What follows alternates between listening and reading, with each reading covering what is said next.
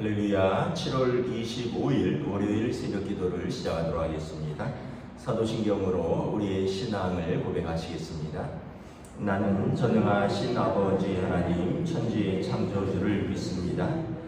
나는 그의 유일하신 아들 우리 주 예수 그리스도를 믿습니다. 그는 성령으로 잉태되어 동정녀 마리아에게서 나시고 본디오 빌라도에게 고난을 받아 십자가에 못 박혀 죽으시고 장사된 지 사흘 만에 죽은 자 가운데서 다시 살아나셨으며 하늘에 오르시어 전능하신 아버지 하나님 우편에 앉아 계시다가 거기로부터 살아있는 자와 죽은 자를 심판하러 오십니다. 나는 성령을 믿으며 거룩한 공교회와 성도의 교제와 죄를 용서받는 것과 몸의 부활과 영생을 믿습니다. 아멘. 찬송가 350장 찬양하시겠습니다. 찬송가 350장입니다.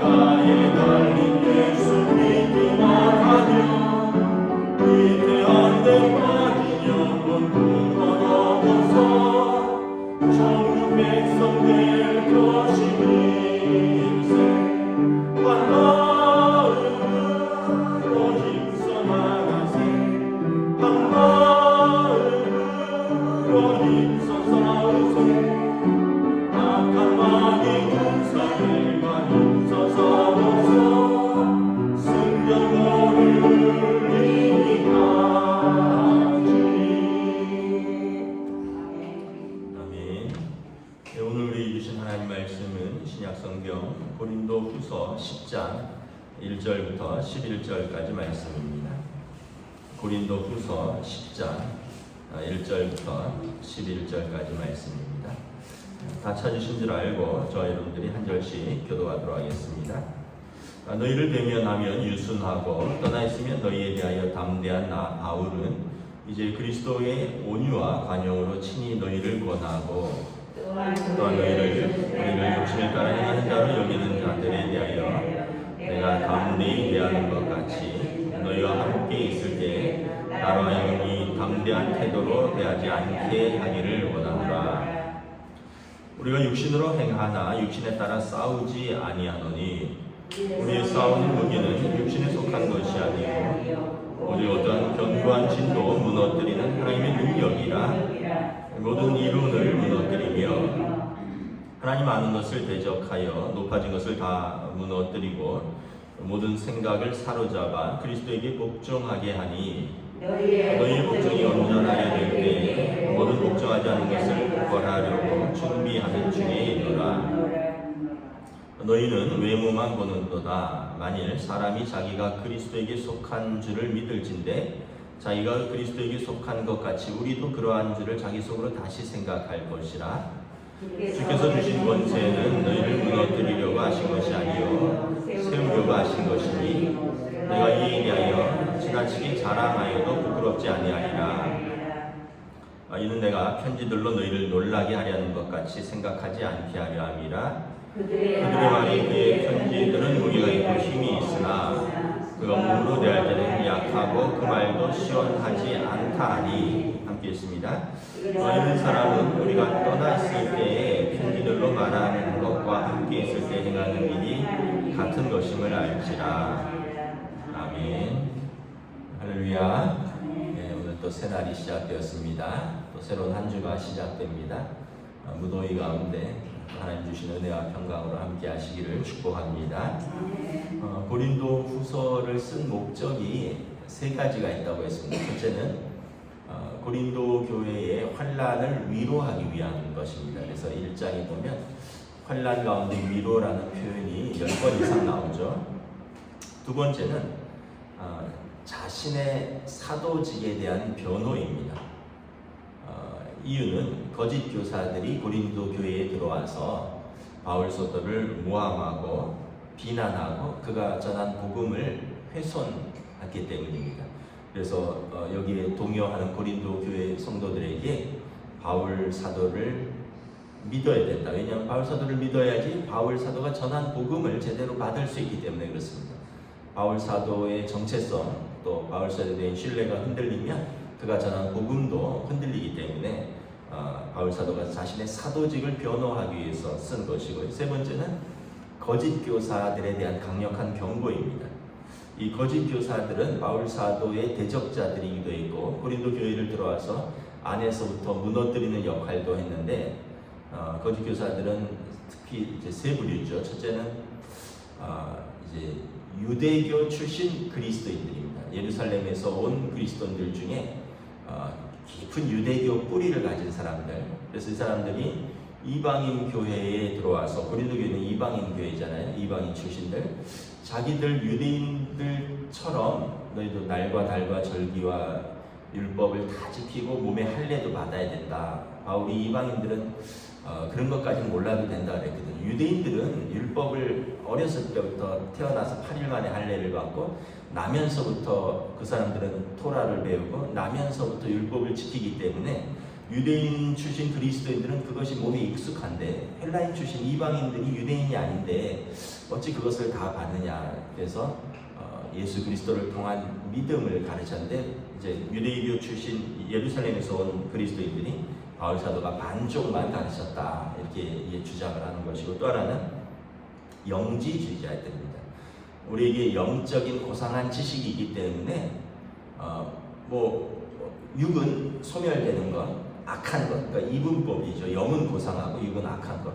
그래서 그 사람들의 생활은 엉망이었습니다. 왜냐하면 영적인 고상한 지식이 있는데 육은 무너지는 것, 악한 것이니까 영적인 고상한 지식이 있으면 됐다.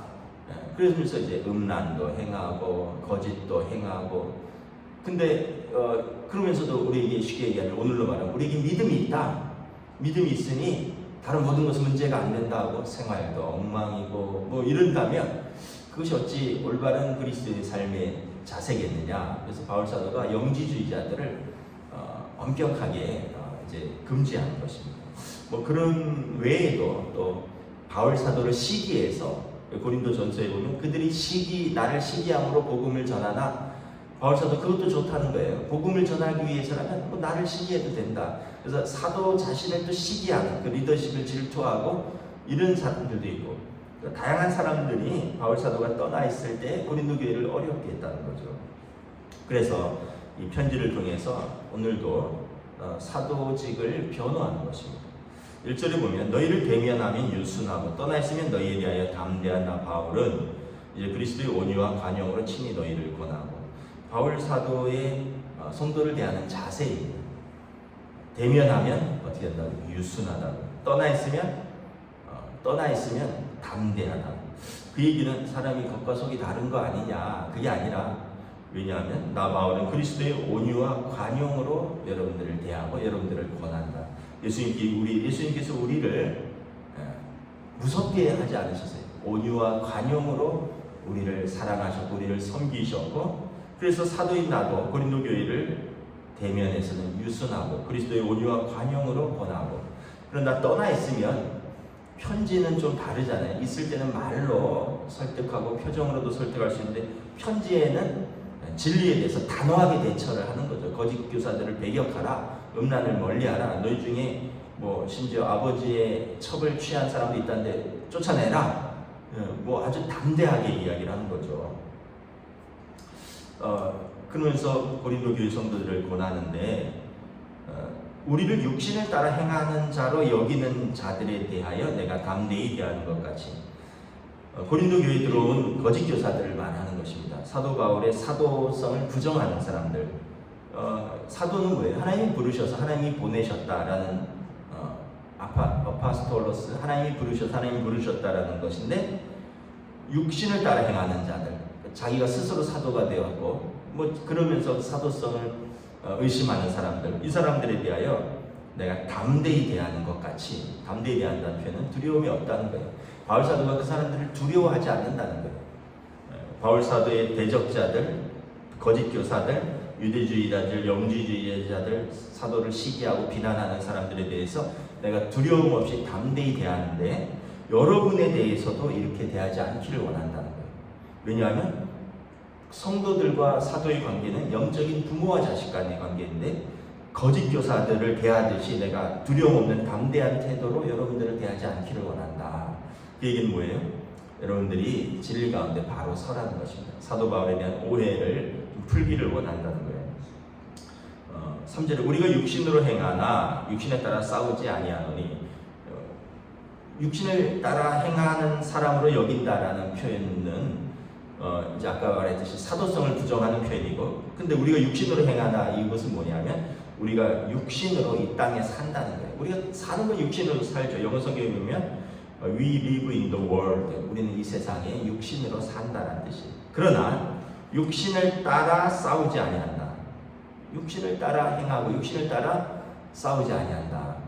사도 바울의 에베소서 6장에서 말씀하죠. 우리는 우리의 씨름은 혈과 육을 상대하는 것 아니요, 사람들과 싸우고 혈과 육신으로 싸우는 것이 아니라 우리의 씨름은 통치자들과 권세들과 이 어둠의 세상 주관자들과 하늘에 있는 악의 영들을 상대함이라.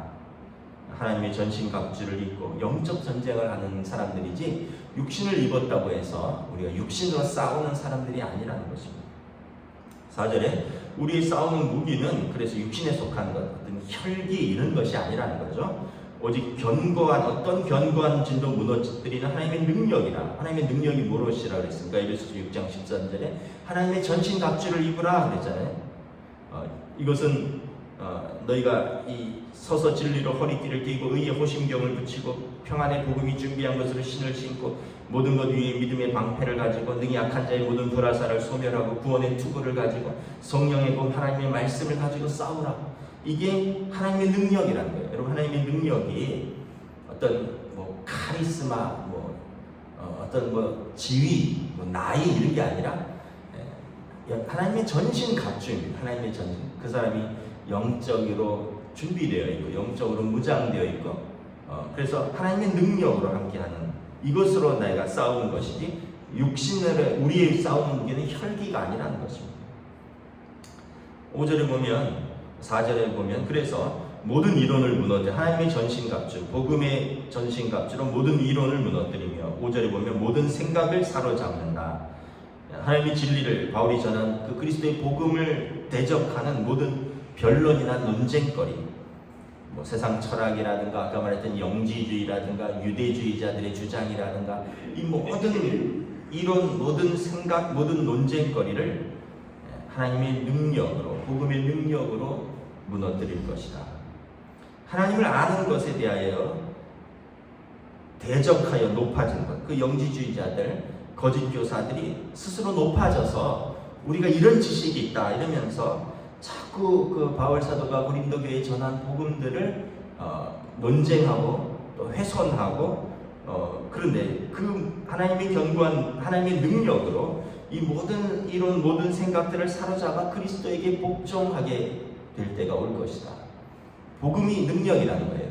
다른 여러 가지 인본주의적인 생각들, 뭐 인간적인 어떤 자기 생각들이 아니라 복음만이 뭐 능력이고 복음 아래 모든 것이 무릎 꿇을 날이 올 것이다.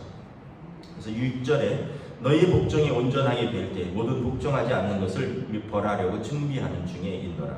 교회 질서를 말하는 것입니다. 고린도 교회 성도들이 이제 바울 사도가 전한 복음 또 그 그리스도의 그 능력 아래 그들이 온전히 복종하게 될 때, 그러니까 말씀에 복종하고 이제 다른 거짓 교사들의 가르침에 흔들리지 않게 될 때 바울 사도가 가서 그 모든 거짓 교사들, 복종하지 않는 자들을 벌하려고 치리하겠다는 거예요.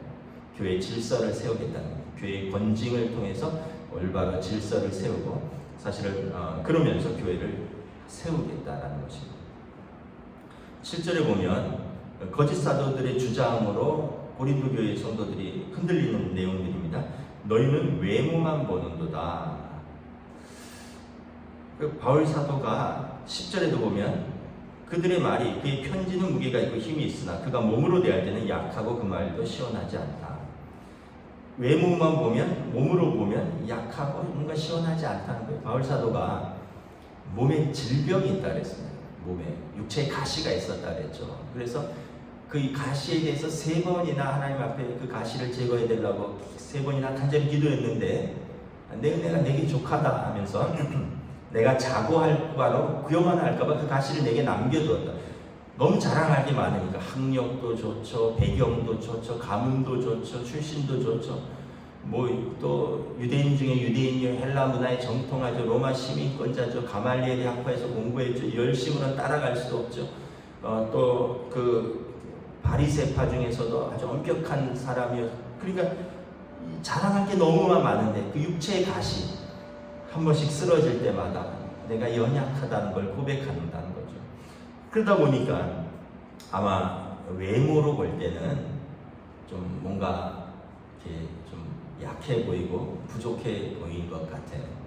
여러분, 사람이 몸이 아프면 뭐 당당하기 어렵죠. 뭐 몸이 아프면 뭐 자세가 나쁠 수도 있고 또 뭐 몸이 아프면 또 뭐 표정도 어떻게 보면 아픈 사람들의 표정이 나오잖아요. 그러나 편지에는 무게가 있고 힘이 있다. 글을 쓸 때에는 담대하게 복음으로 대한다는 거예요. 근데 너희는 외모만 보는도다. 사무엘서에 보면 사무엘이 다윗 왕을 세울 때 이새를 찾아갑니다. 이새의 아들 중에서 사울을 패하고 기름을 부으려고 갔는데 이새의 큰 아들을 보니까 이 사람이 왕이 될 상이구나. 아니라는 거예요. 하나님. 둘째 아들을 보니까 이 아들도 괜찮네. 탁월한 외모를 가졌구나. 아니라는 거예요. 압살롬을 보면, 다윗 왕의 아들 압살롬을 보면 머리가 다른 사람들 어깨 위에 있더라. 키가 크고 그리고 엄청나게 잘생기고 장발이었습니다. 뭐 산손처럼 생겼던 것 같아요. 그런데 하나님이 사람을 뭐라고 그랬습니까? 이새에게 외모로 취하지 않으시고 그 중심을 보신다. 그래서 이새가 아들 7을 데려왔는데 하나하나 다 외모는 괜찮은데 하나님이 아니라고 하신 거예요. 그래서 누구도 없느냐 했더니 말째가 있다고, 양치고 있다고. 그 아들을 데려오라. 그 아들이 오기까지 내가 밥을 먹지 아니하리라. 그래서 양치는 나이도 어리고 꽤 제재한 형세의 다윗 왕을 데려왔는데 하나님께서 이는 내 마음에 합한 자라. 그에게 기름을 부으니 하나님의 영이 그와 함께 하시더라. 그러니까 나이, 외모, 육신의 질병, 직업 이런 게 아니라는 거예요. 하나님을 향한 그의 중심을 보신다는 거예요. 세상은 외모를 보죠. 사람들은 결혼할 때도 잘생겼네, 키 크네, 예쁘네, 몸매가 어떠네, 이런 것들을 이야기하잖아요. 하나님은 그렇게 하지 않는다. 여러분, 외모로 천국 가면 장동건이 1순위로 갈 거고, 제가 아는 기준으로는 근데 하나님 그렇게 천국 가는 게 아니라는 거죠. 하나님이 우리를 쓰시는 기준은 외모가 아니라는 거예요. 그럼 참 또 위로가 되죠. 하나님은 중심을 보신다. 사람, 그러면서 17절에 사람이 자기가 그리스도에게 속한 줄을 믿을진데 자기가 그리스도에게 속한 것 같이 우리도 그러한 줄을 자기 속으로 다시 생각할 것이라. 저는 이것이 성도들 간의 대인관계에서 아주 중요한 요소라고 생각합니다. 사람이 누군가를 미워하거나 누군가랑 관계가 깨어질 때 보통 자기는 옳고 자기는 하나님의 뜻대로 해가고 저 사람은 하나님의 뜻에 반한다라고 믿기 때문에 우리가 대적하고 미워하고 관계가 깨어지는 겁니다. 사람이 자기가 그리스도에게 속한 줄을 믿을진데 자기가 그리스도에게 속한 것 같이 그 사람도 그리스도에게 속한 것으로 생각하여야 할 것이다. 이거 굉장히 중요한 겁니다. 우리가 어떠한 자세에서 갈등 해결의 중요한 자세는 내가 하나님의 사랑받는 존귀한 자녀이듯이 저 사람도 하나님의 사랑받는 존귀한 자녀라고 인정하는 것입니다. 나를 위해서 예수님이 십자가에 피 흘리고 죽으신 것 같이 저 사람을 위해서도 예수님이 십자가에 피 흘리고 죽으셨다. 이것을 인정하는 것이 여러분 차이를 좁혀나가고 갈등을 해소할 수 있는 중요한 그 요소입니다. 근데 갈등하는 교회들에서 보면 사단이 돼버려요. 사탄. 나는 하나님의 자녀고 반대편은 사탄이 돼버려요. 그러니까 이 싸움은 질 수 없는 싸움이죠. 어떻게 사탄과 양보합니까? 어떻게 사탄과 타협합니까? 어떻게 사탄에게 질 수 있습니까? 죽기까지 싸우는 거예요. 그래서 막 갈등하는 교회들 보면 막 문을 쇠사슬로 채우고 용접하고요. 그 소방 그걸로 막 서로를 뿌려내고 용역 부르고, 왜냐하면 사탄과의 싸움이니까. 제가 볼 때 여러분 우리가 항상 이러한 자세가 참 중요합니다. 생각은 다를 수 있어요. 환경도 다르고 생각도 다르고 사람이 다르듯이, 사람이 기질이 다르잖아요. 기질이 다르듯이 배움도 다르고 또 그 환경이 다르면 생각도 달라질 수가 있어요. 미국에서 자란 사람과 여러분 사우디아라비아에서 자란 사람이 다르죠. 문화권이 다른데 당연히 다를 수 있어요. 세대가 다를 수 있습니다. 전쟁을 겪은 세대와 지금 태어난 세대는 완전히 다른 세대죠. 그 청년들이 그러는데 청년들 안에도 30대와 20대 후반이 다르고 20대 후반과 20대 초반이 또 다른데, 근데 하물며 여러분 저랑 청년들이 또 얼마나 다르겠습니까? 우리 아이들이 또 저랑 우리 어른들이 또 얼마나 다르겠습니까? 그러니까 우리가 서로 다른 걸, 우리는 남자와 여자고요. 남자가 아는 것을 여자가 다 알 수 없고 여자가 아는 것을 남자가 다 알 수 없어요. 어떤 걸 모를까요?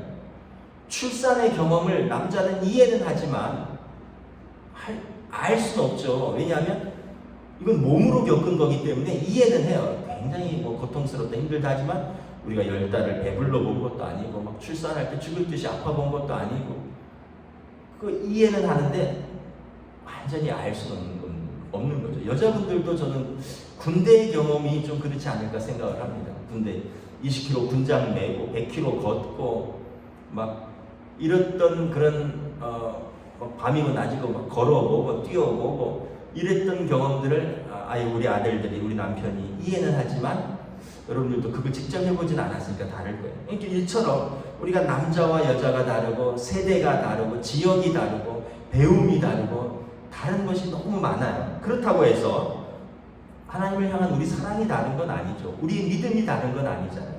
그래서 어떠한 자세든지 다름을 인정하되 그 사람도 하나님의 존귀한 자녀다. 이걸 인정하는 게 중요한 거죠. 나만 존귀한 자녀가 아니라. 그래서 바울 사도가 만일 사람이 자기가 그리스도에게 속한 줄을 믿을진데 자기가 그리스도에게 속한 것 같이 우리도 그러한 줄을 자기 속으로 생각하라. 그러면 이해할 수도 있고 그러면 용납할 수도 있다는 것입니다. 8절에 주께서 주신 권위는 너희를 무너뜨리려고 하신 것이 아니요 세우려고 하신 것이니, 바울 사도는 사도의 권위를 지금 이야기를 하는 것입니다. 공동체를 무너뜨리는 것은 거짓 교사들입니다. 사도는 교회를 세우려고 하는 권위입니다. 여러분 한번 보세요. 교회를 세우려고 하는 것이 무엇인가? 그래서 우리가 어떤 것에 대해서 이것이 교회의 질서를 세우고 교회 공동체를 세우는데 유익한 것이냐, 여러분 적극적으로 참여해야 됩니다. 근데 교회의 질서를 무너뜨리고 교회 공동체를 분란시키는 것이냐면 여러분 그만두셔야 됩니다. 왜냐하면 우리는 나로 개인으로 존재하는 것이 아니라 공동체 안에서 존재하는 것입니다. 공동체가 무너지고 좀 공동체가 어지러워지면 나도 무너지는 것입니다. 개인이 아니에요. 가족을 생각해 보세요. 여러분 가족이 하나 되면 모두가 행복해요. 가족이 화목하지 않으면 모두가 불행합니다. 교회도 동일한 거죠. 그래서 지금 사도의 권세를 이야기하는 것입니다. 이 권세는 주께서 주신 권세이고 하나님이 교회를 세우려고 하시는 권세다. 그래서 이에 대해서 나는 자랑할 자부심이 있다. 지나치게 자랑하여도 나는 여기에 대해서 부끄럽지 아니하는 하나님이 주신 권세를 가지고 너희에게 권한다. 그래서 9절에 내가 편지를 담대하게 쓰는 것은 여러분들을 놀라게 하려는 것이 아닙니다. 근데 편지는 담대하게 쓰죠. 그들의 말이, 그의 편지들은 무게가 있고 힘이 있으나 바울 사도가 보낸 그 세 번의 편지, 고린도전서, 그리고 잊어버린 분실된 눈물의 편지, 그리고 고린도후서, 이런 편지들은 무게가 있고 힘이 있으나 우리가 고린도서를 보면 굉장히 담대하잖아요. 아주 담대하게 선포하잖아요. 근데 몸으로 대할 때는 약하고 말도 시원치 않다. 왜 그렇습니까? 1절에 온유와 관용으로 대하니까. 몸으로 대할 때는 온유와 관용으로 대한다는 거죠. 여러분 또 하나의 자세가 이겁니다. 여러분 관계에 있어서 첫째는 아까 저 사람도 그리스도의 사랑받는 형제 자매라는 걸 인정하는 것이고, 두 번째는 온유와 관용으로 대하는 것입니다. 이건 저의 그냥 개인적인 기질인데, 저는 싸나운 사람은 본질적으로 힘들어요. 싸나운 사람들은 막 소리 지르고 막 인상 쓰고 이러면 제가 어떻게 감당을 못 하겠어요.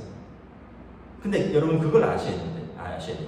그렇게 하면 두 가지가 손해입니다. 첫째는 그런다고 해서 상대방이 변화되지 않아요. 내가 막 소리 지르고 내가 싸납게 한다고 해서 남편이 변화됐나요? 아내가 변화됐나요? 그래서 아이들이 변화됐나요? 그렇지 않아요. 속으로 분노만 쌓입니다. 두 번째는 그렇게 함으로 인해서 관계가 깨어진다는 거예요. 변화도 못 시키고 관계도 깨어지는 거예요. 근데 그리스도의 온유와 관용으로 대하고 권하면 일단은 받아들이든지 받아들이지 않던지는 두 번째, 그건 나중에 생각을 할 것입니다. 자기 생각이 확고하니까. 그러나 관계가 깨어지진 않아요. 그리고 나서 나중에 생각해 봅니다. 원래 여러분 거칠게 얘기하고 싸납게 대하면 그 말 자체가 들어오질 않아요. 그러나 온유와 관용과 부드러움으로 권하면 그때는 이해를 안 한다 할지라도 돌아와서 생각해 봅니다. 그리고 저 사람이 말한 의도가 무엇인가 그러면서 자기도 생각하고, 그리고 바꿀 것이 있으면 바꿉니다. 변화될 것이 있으면 변화됩니다. 그러니까 여러분 누군가를 변화시키려고 할 때 싸워서 변화시킨다고 생각하면 오산입니다. 그래서 바울 사도가 육신으로 싸우자. 우리의 씨름은 혈과 육을 상대하는 것이 아니다라고 말을 하는 거죠. 그래서 바울 사도가 그런 무게가 있고 힘이 있으나 몸으로 대할 때는 약해 빠지고 시원치 않은 것 같은 것은 온유와 관용으로 아버지와 자녀를 대하듯이 대하기 때문입니다. 그래서 이런 사람들은 생각하라는 거죠. 우리가 떠나 있을 때나 편지로 말하여 있을 때나 함께 있을 때나 우리는 항상 여러분들에 대해서 같은 자세와 태도와 사랑이다라는 것입니다. 편지는 담대하고 몸은 앞에서는 약한 게 아니라 항상 그리스도 앞에서 여러분들을 사랑하고 그리고 언제나 담대하다.